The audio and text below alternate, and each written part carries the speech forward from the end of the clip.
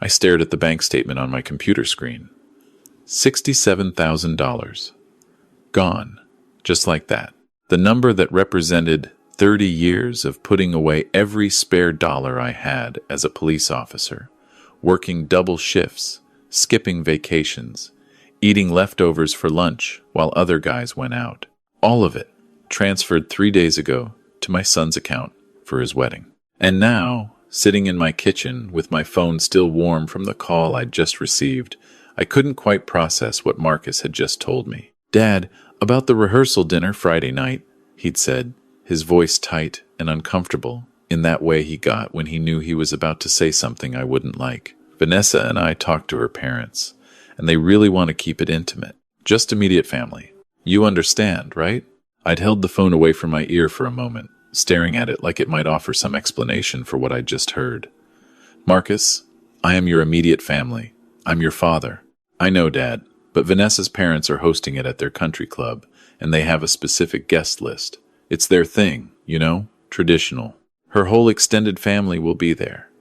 Grandparents, aunts, uncles, cousins. The Worthingtons have always done it this way." The Worthingtons. Even the name sounded like old money and country clubs and people who'd never had to check their bank balance before buying groceries. "So, let me get this straight," I'd said slowly, my grip tightening on the phone. "You're telling me I can't come to my own son's rehearsal dinner? The wedding I just paid $67,000 for?" There'd been a pause. Then, "Dad, don't be dramatic. You're still coming to the wedding. This is just one dinner. Vanessa's family has certain expectations about how things should be done." I'd hung up after that. Didn't trust myself to say anything else. Now, 2 hours later, I was still sitting at the same kitchen table where I'd eaten breakfast with Marcus every morning for 18 years after his mother died, where I'd helped him with homework, where we'd talked about his college applications, where I'd given him advice about his first job. This table had been our headquarters, just the two of us against the world after we lost Sarah. My phone buzzed. A text from Marcus. "Dad, I know you're upset, but this is important to Vanessa. Her family has done things a certain way for generations. I need you to understand." I set the phone down without responding. Important to Vanessa. Everything had become important to Vanessa since Marcus started dating her 6 months ago. Let me back up. I need to explain how we got here. Marcus is my only child. His mother, Sarah, died when he was 7. Cancer. The aggressive kind that doesn't care about timelines or second opinions or how much a little boy needs his mother. I was 32 years old, a sergeant with the NYPD, and suddenly a single father who didn't know the first thing about raising a kid alone. I made a choice that day in the hospital, holding Sarah's hand, as she made me promise to take care of our boy. I turned down a promotion that would have meant more money, but also more hours.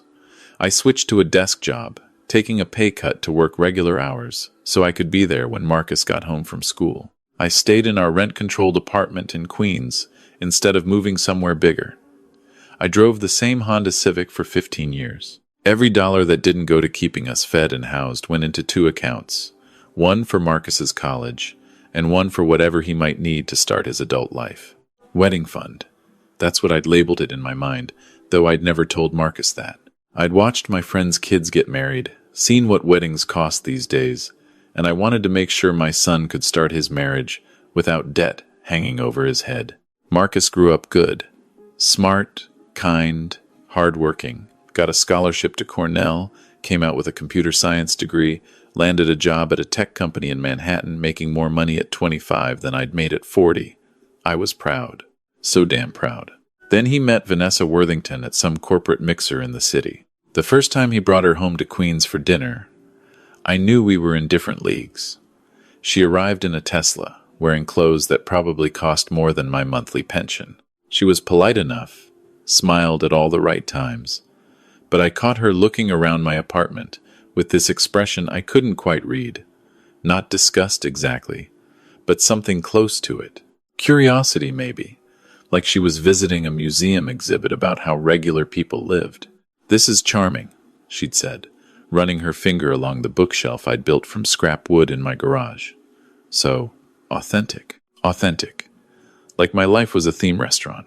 Marcus didn't notice, or didn't want to. He was head over heels, talking about her family's summer house in the Hamptons, their place in Vermont for skiing, her father's position at some investment firm I'd never heard of.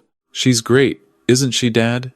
he'd asked after she left, his eyes bright with that look young men get when they're falling hard. "She seems nice," I'd said, which was true enough. She did seem nice, just nice in the way people are nice when they're being careful, when they're on their best behavior around someone they don't consider an equal. The engagement happened fast. 4 months after they started dating, Marcus called me with the news. He was excited, talking a mile a minute about how he'd proposed at her family's estate in Connecticut, how her parents had opened a bottle of champagne that cost more than my monthly mortgage would have been if I'd ever been able to afford to buy a place. "I want to do this right, Dad," he'd said. "A real wedding. Vanessa deserves that." Of course, I'd told him. Whatever you need. We met for lunch the next week at a diner near his office in Manhattan. That's when he brought up the money. "The thing is," Marcus had said, pushing his food around his plate, "Vanessa's parents offered to contribute, but her dad has some old-fashioned ideas about the bride's family paying for certain things and the groom's family handling others. Traditional stuff." "What kind of traditional stuff?" "Well, traditionally, the groom's family pays for the rehearsal dinner, the officiant, the marriage license, and contributes to the overall wedding costs. Vanessa's family is handling the venue and catering, but there are other expenses. Photography, videography, the band, flowers, her dress, the honeymoon." He'd slid a piece of paper across the table. On it, he'd written a number, $67,000. I'd looked at that number for a long time. It was almost exactly what I had in my wedding fund account, like he'd checked my balance before writing it down. "That's what I have saved," I'd said quietly. "I know. You mentioned it once, remember? After Uncle Joe's daughter got married, and you said you wanted to make sure I'd be covered when my time came." I had said that. At some family barbecue 3 years ago, slightly drunk on beer and sentiment.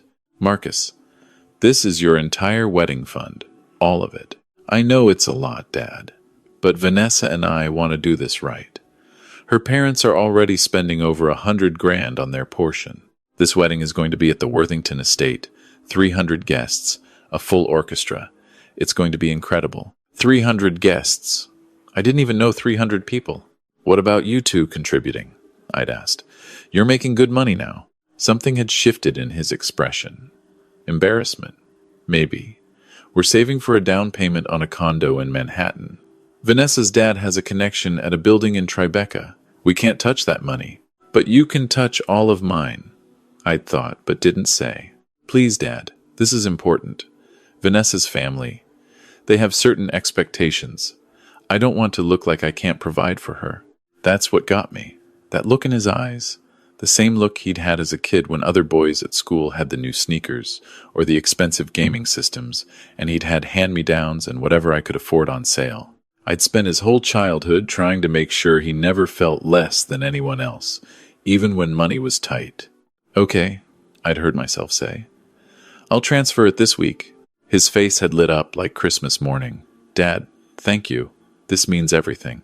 You're going to love the wedding. It's going to be the event of the year." I transferred the money 3 days later. Every penny. The account I'd been building since Marcus was born, now empty except for the $2. 47 inches interest I'd earned that month. That was 5 weeks ago. Since then, I'd barely heard from Marcus. A few texts here and there, always brief. Busy with wedding planning. Vanessa's got me running around doing errands. I'll call you soon. And then today's call. The rehearsal dinner announcement. I picked up my phone and opened my text messages. Scrolled up through my conversation with Marcus. Looking back, I could see the pattern I'd been too willfully blind to notice. Every message from me getting shorter and shorter responses. Every invitation to dinner met with, "Sorry, Dad, we have plans with the Worthingtons." Every attempt to be involved in the wedding planning, hitting a wall of Vanessa's handling that, or her mom's taking care of it. I'd been slowly erased from my own son's life, and I'd been too stupid or too hopeful to see it. My phone rang. Marcus. I let it go to voicemail. It rang again. I picked up, Dad, come on. Don't be like this. Like what, Marcus?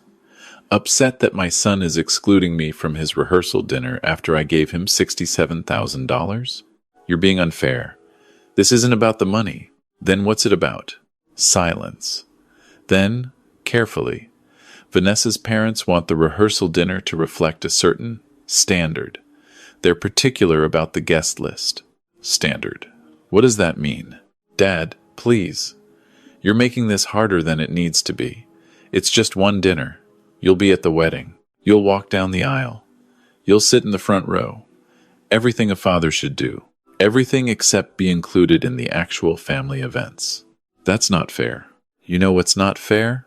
I felt my voice rising. Working double shifts for 30 years.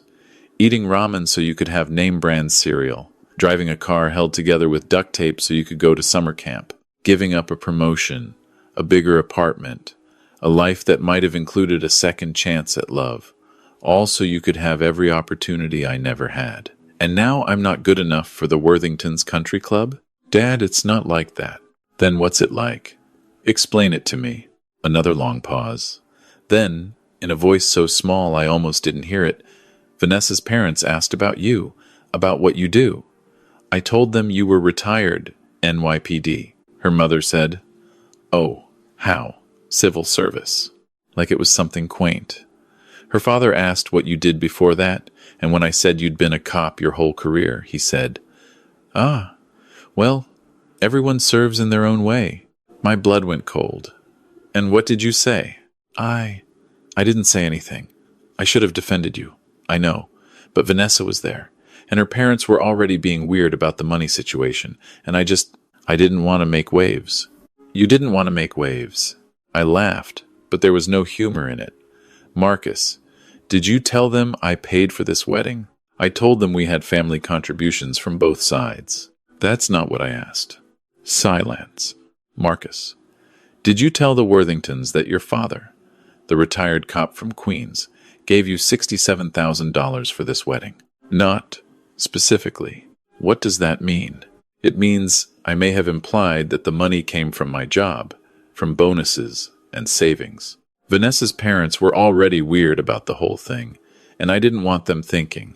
I just wanted them to see me as someone who could provide for their daughter. I couldn't breathe, couldn't speak. Dad, are you there? Let me see if I understand this correctly, I finally said, my voice deadly calm. You took my life savings, money I earned working a job that the Worthingtons apparently find amusing. And then you lied and said it was yours. And now you're excluding me from events because I'm an embarrassment. That's not... Dad, you're twisting things. Am I? Then explain the rehearsal dinner. I told you, it's Vanessa's family's tradition. They want it to be just people of a certain standard. I heard you the first time. I stood up, started pacing my small kitchen. Marcus, do you know why I became a cop? Dad, this isn't the time for... My father was a drunk, I continued as if he hadn't spoken. Beat my mother, beat me, spent every penny we had on bottles. I joined the force because I wanted to be the opposite of him. I wanted to protect people, help people. I wanted to be someone my kid could be proud of. I am proud of you. Are you? Because it sounds like you're ashamed of me. That's not true. Then why am I not invited to my own son's rehearsal dinner? No answer. Here's what's going to happen, I said, surprised by how steady my voice sounded. You're going to have your rehearsal dinner with the Worthingtons. You're going to have your 300-person wedding at their estate, and I'm going to think very carefully about whether I want to be part of any of it. Dad, don't. I hung up. My phone immediately started ringing again. I turned it off. For the next hour, I just sat there, staring at the empty bank statement on my computer screen. $67,000.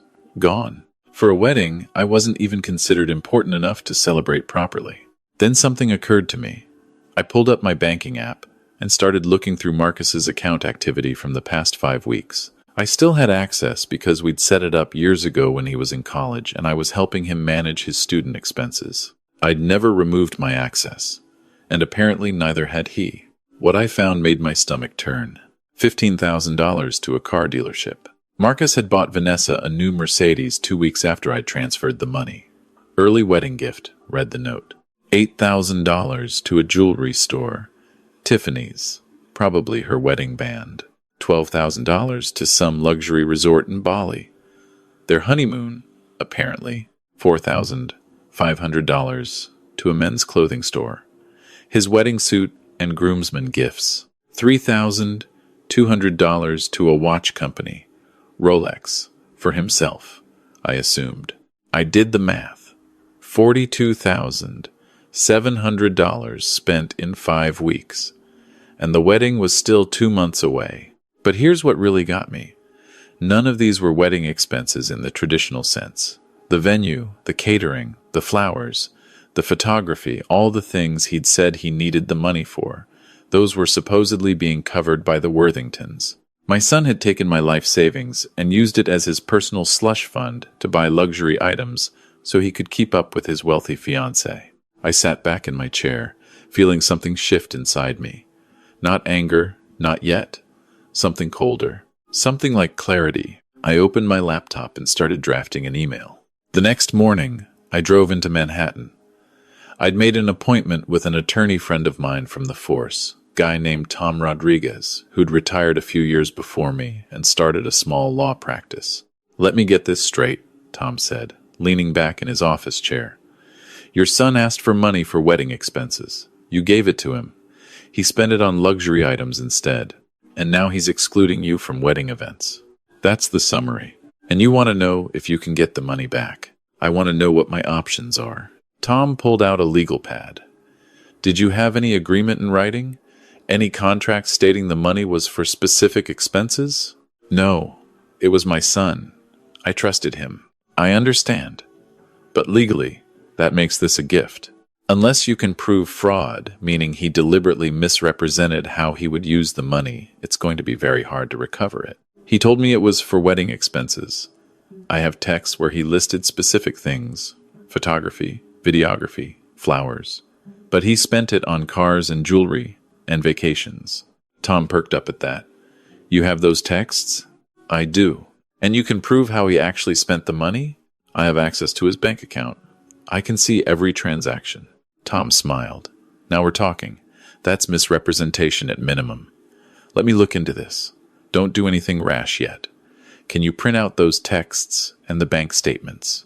I spent the next 2 hours at a FedEx office, printing every text message conversation, every bank statement, every piece of evidence I could find.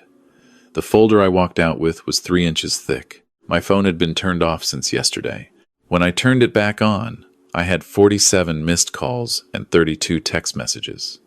Most from Marcus, a few from numbers I didn't recognize. Probably Vanessa. I read through Marcus's messages. Dad, please pick up. We need to talk about this. You're being unreasonable. Vanessa is upset. Her parents are asking questions. Fine, don't respond. But you're still expected at the wedding. Dad, this is childish. Expected at the wedding? Like I was an obligation. A box to check on their perfect day. The texts from Vanessa were even worse. Mr. Patterson, this is Vanessa. Marcus is very upset. I don't understand why you're making our wedding about your feelings. We appreciate your contribution, but that doesn't give you the right to dictate our plans. If you don't want to come to the rehearsal dinner, that's your choice. But don't punish Marcus for it. Your contribution, like I donated to a charity they ran. I screenshot all of it and sent it to Tom. That afternoon, I got a call from a number with a Connecticut area code. I let it go to voicemail. When I listened to it, a woman's voice, polished and cold, came through. Mr. Patterson, this is Catherine Worthington, Vanessa's mother. I understand there's been some confusion about the rehearsal dinner. I want you to know that it's nothing personal. We simply have a tradition in our family of keeping these events intimate. I'm sure you understand. We do hope you'll attend the wedding, of course. Vanessa speaks very highly of you. Speaks very highly. We'd met exactly 3 times. I didn't call her back. Instead, I called Tom. How solid is my case? Solid enough. The texts show clear misrepresentation. He asked for money for specific wedding expenses, then spent it on personal luxury items. That's fraud. We could file a civil suit. How long would that take? Months. maybe a year, and it would destroy whatever relationship you have left with your son. I'm not sure there's much left to destroy. Tom was quiet for a moment. James, I'm going to give you some advice as a friend, not a lawyer. You have grounds for a case. But is this really how you want this to end? Suing your own kid? He lied to me, Tom, took everything I had and lied about it. I know. And you have every right to be furious. But once you file that suit, there's no going back. He's still your son. Is he, though? Because the son I raised would never do this. Another pause. Then, what if there was another way? What do you mean? What if you gave him a chance to make it right? Not through the courts, but directly. Sometimes people need to be confronted with what they've done before they can fix it. I thought about that. What did you have in mind? We talked for another hour. By the end of it, I had a plan. The next day, I sent Marcus a text. We need to talk. In person, tomorrow, 2 p.m., at the diner near your office where we talked about the wedding. Don't bring Vanessa. His response came immediately. Thank God. I'll be there. I arrived 15 minutes early and took the same booth we'd sat in when he'd asked for the money. When Marcus walked in, he looked terrible. Dark circles under his eyes, his tie loose, his usual polished appearance slightly frayed. He slid into the booth across from me. Dad, I'm so sorry. This whole thing got out of hand. Vanessa's parents have been impossible, and I shouldn't have let them make decisions about you. And I held up my hand. Stop! He stopped. I pulled out the folder Tom and I had prepared. Inside were copies of all the texts, all the bank statements, all the evidence of how he'd spent my money. I want you to look at something, I said calmly. I want you to see exactly what you did. His face went pale as I showed him page after page. The texts where he'd asked for money for photography, videography, flowers. The bank statements showing the Mercedes, the Rolex, the Bali resort. Dad, I can explain. Can you? Because from where I'm sitting, it looks like you lied to your father, took his life savings, and spent it on luxury items to impress your fiancé's family. The same family that considers me too low class to attend a dinner at their country club. It wasn't like that. The money was all mixed together. And you needed a Mercedes? You needed a Rolex? You needed a $15,000 watch when you were supposedly struggling to pay for your wedding? He couldn't look at me.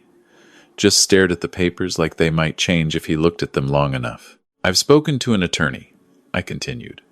I have a case for fraud. A good one. I could file suit tomorrow and likely get most of that money back. His head snapped up. Dad, you can't. But I'm not going to. Not yet. Because I'm going to give you a chance to make this right. Hope flickered across his face. Anything. Tell me what you want. I slid a piece of paper across the table. On it, Tom and I had outlined very specific terms. First, you're going to return the Mercedes. It's been less than a month, and according to these statements, you rolled over your old car loan into the new one, so you can reverse it. But Vanessa can drive her own car. Second, you're going to sell the Rolex. Whatever you get for it goes back into my account. Dad, that was a gift for me. A gift you bought with my money under false pretenses. Third, you're going to cut the honeymoon from Bali to somewhere reasonable. I see that trip is still 2 months away and refundable. Get that deposit back. We already told everyone we're going to Bali. Then I guess you'll have to tell them you're going somewhere else. Fourth, you're going to sit down with Vanessa and her parents and explain that every dollar for this wedding came from your father, the retired cop from Queens. And you're going to explain that if I'm not important enough to attend the rehearsal dinner, then maybe I'm not important enough to fund your marriage. The blood drained from his face completely. I can't tell them that. They'll think what? That you're not as rich as you pretended to be? That you have a father who worked a civil service job and saved every penny to help his son? What exactly are they going to think, Marcus? Vanessa will be humiliated. Good. Maybe it'll teach her some humility. Dad, please. There has to be another way. There isn't. Either you do what I'm asking, or I file suit. Your choice. He stared at the paper, his hands shaking. And if I do all this, then we'll talk about whether I'm attending this wedding at all. But I promise you this. I will not stand in a church or on a lawn or anywhere else and watch my son marry a woman and join a family that thinks I'm beneath them while pretending I had nothing to do with making it possible. I stood up to leave. Wait, Marcus said. What about the rest of the money? The stuff I already spent that I can't get back? Consider it a loan. You're going to pay me back. Every penny. At a rate you can afford, but you're going to pay me back. That'll take years. Then you better get started. I left him sitting there, staring at those papers. For the next week, nothing. No calls, no texts. Part of me wondered if he was just going to ignore me, call my bluff about the lawsuit. Then, 8 days later, I got an email. Not from Marcus. From Catherine Worthington. Mr. Patterson, I believe there has been a significant misunderstanding regarding the rehearsal dinner arrangements. Upon speaking with my daughter and her fiancé, I've come to understand that certain details were not properly communicated. We would, of course, be honored to have you join us at the country club. Please consider this a formal invitation. Additionally, Marcus has explained the extent of your generosity in funding this wedding. We were not previously aware of the full situation. I must apologize for any slight you may have felt. We look forward to celebrating with you. Regards, Catherine Worthington. I read that email 3 times. The tone was still formal, still cold, but buried in all that polite language was an apology. More importantly, it was an admission. Marcus called an hour later. I did what you asked, he said. His voice was flat, exhausted. I returned the car. I'm selling the watch. We changed the honeymoon to California instead of Bali. And I told them. I told Vanessa everything. I told her parents. About the money. About where it came from. All of it. And? Vanessa cried. Her mother was horrified, though I'm not sure if it was about me lying or about finding out my dad was the one funding everything. Her father said something about fiscal responsibility that I'm pretty sure was an insult. It was awful. Good. Dad, Vanessa's thinking about calling off the wedding. A month ago, that would have devastated me. Now, I felt nothing. That's her choice, I said. Is it though? Because I think you wanted this. I think you wanted to blow everything up. What I wanted, I said carefully, was for my son to be honest. What I wanted was to not be treated like an embarrassment. What I wanted was to matter. You do matter. Do I? Because for the last 2 months, I felt like a checkbook, a resource to be managed. I know. I'm sorry. I got caught up in everything, in trying to fit into Vanessa's world, and I lost sight of what was important. And what's important? You. Family. The man who sacrificed everything to raise me right. I wanted to believe him. God, I wanted to believe him. But trust, once broken, doesn't just snap back into place. We'll see, I said. Are you still getting married?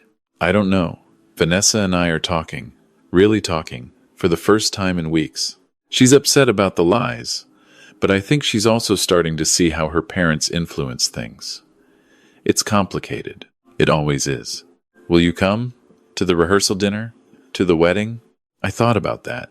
About whether I wanted to watch my son marry into a family that had looked down on me. About whether I could stand in a room full of Worthingtons and hold my head high. I'll think about it, I said. But Marcus, I need you to understand something. Even if I come, even if I smile and shake hands and play the part of the proud father, things have changed between us. You can't just take back what you did. I know. Do you? Because I don't think you do. You didn't just take my money. You took my dignity. You were ashamed of me. I was never ashamed of you. You were. Maybe you didn't mean to be. Maybe it wasn't conscious, but you were. And I need to know that if I show up to this wedding, if I walk down that aisle and sit in that front row, I'm doing it for the son I raised, not for the man who lied to me about Mercedes and Rolexes. He was quiet for a long time. Then, I'll spend the rest of my life proving I'm still that son. I hope so. We hung up. Over the next month, Marcus did everything I'd asked. The Mercedes went back to the dealer. The Rolex sold on eBay for $8,000. The Bali trip was canceled and replaced with a week in Napa Valley. He sent me a payment plan, $800 a month, until the debt was cleared. At that rate, it would take him 7 years to pay me back fully. I accepted the plan. The rehearsal dinner was awkward. The Worthingtons were polite but distant, their smiles tight and formal. I could tell they were rethinking their daughter's choice in husband. Good. Let them rethink. Vanessa herself barely looked at me, though she managed a stiff thank you when I arrived. But Marcus was different. He stayed by my side most of the night, introducing me to people as my dad, James Patterson, retired NYPD. Not my father in passing, but my dad, with emphasis, with something that might have been pride. The wedding itself was beautiful, I'll admit. The Worthington estate was something out of a magazine, and Vanessa looked stunning. When I walked Marcus down the aisle, because yes, I walked my son down the aisle, not his bride, he had tears in his eyes. "Thank you," he whispered as we reached the altar. "For everything. For your whole life." I nodded, didn't trust myself to speak. During the reception, Marcus and Vanessa did something unexpected.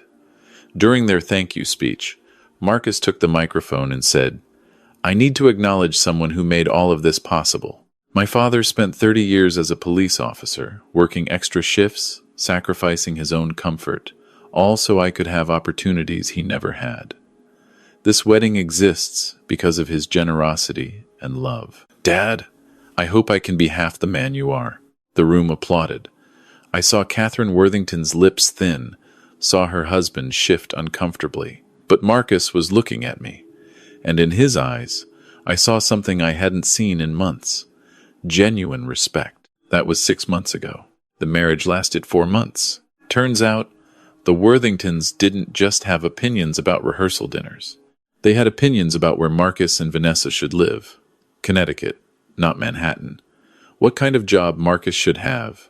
Something in finance, not tech. How they should spend their money on approved Worthington family investments, and basically every other aspect of their lives. Vanessa, caught between her husband and her family, crumbled under the pressure. Marcus, trying to assert independence for the first time in their relationship, pushed back. Within 3 months, they were barely speaking. Within 4, Vanessa had moved back to her parents' estate. The divorce is being finalized now. No kids, thankfully. Relatively clean split, though Marcus is out about 40 grand in wedding expenses that won't be refunded, and Vanessa's family is talking about suing for emotional damages, whatever that means. Marcus moved back to Queens last month. Not into my apartment, he's got his own place a few blocks away, but we have dinner twice a week. He's still paying me back. Never missed a payment. We don't talk about the wedding much. Sometimes he brings it up, apologizes again, and I tell him we don't need to keep rehashing it. But last week, something shifted. We were at the diner, the same one where this whole mess started, and Marcus said, "I learned something from all of this." "Yeah? What's that?" "I learned that the people who love you don't make you change who you are. They don't make you ashamed of where you came from. And I learned that the man who drove a beat-up Honda and worked double shifts and ate leftovers for lunch is worth more than all the Worthingtons and their country clubs combined." I looked at my son, really looked at him, and saw the kid I'd raised, the one who used to wait for me after night shifts with a cup of coffee already made, the one who'd put himself through college on scholarships and side jobs because he didn't want me to worry, the one who'd once told me that when he grew up, he wanted to be just like his dad. "I'm proud of you," I said. "Not for the wedding or the fancy job or any of that. I'm proud because you're learning, because you made mistakes and you're owning them. That's all any father can ask." He reached across the table and grabbed my hand, held it tight. "I'm going to make this right," he said. "All of it. You already are." And he is. Slowly, painfully, but he is. The $67,000 still stings. Won't lie about that. It's money I'll never fully recover, even with the payment plan. It was supposed to be my cushion, my emergency fund, my safety net in retirement. But here's what I did get back. My son. The real one. Not the one who was trying to impress rich people or live a life he couldn't afford. The one who knows where he comes from and isn't ashamed of it. Is that worth $67,000? I don't know. Ask me in another year, after a few more dinners at our diner, after a few more conversations about life and choices and what really matters. But today, sitting across from Marcus in this booth, Watching him eat his burger and talk about his new job and his plans to get back on his feet without anyone's help, I think maybe it might be. My son made mistakes, hurt me badly, but he's working to fix them. And maybe that's the best thing a father can teach his kid. That when you mess up, you own it, you face it, you make it right. Even if it takes 7 years and costs you a Mercedes.